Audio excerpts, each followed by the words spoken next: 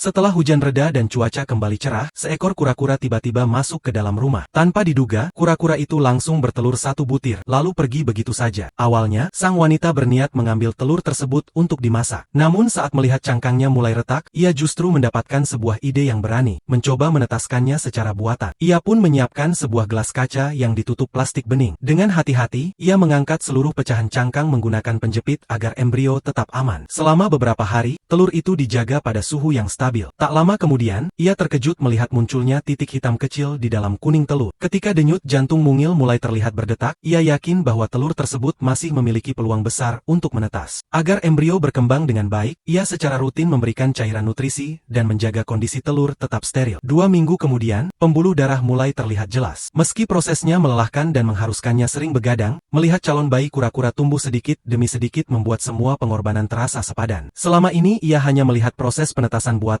seperti itu di media sosial. Tak pernah terbayang bahwa dirinya sendiri bisa berhasil melakukannya. Seiring berjalannya waktu, tubuh bayi kura-kura semakin sempurna hingga akhirnya tiba saat yang ditunggu-tunggu, proses menetas. Wanita itu setia menemani sepanjang malam. Akhirnya, si kecil berhasil keluar dari cangkangnya dan memulai kehidupannya di dunia. Namun ia menyadari ada lubang kecil di bagian perut bayi kura-kura tersebut. Untuk mencegah infeksi, ia rutin membersihkan dan mensterilkannya. Berkat perawatan yang telaten, bayi kura-kura itu akhirnya pulih dan tumbuh dengan sehat.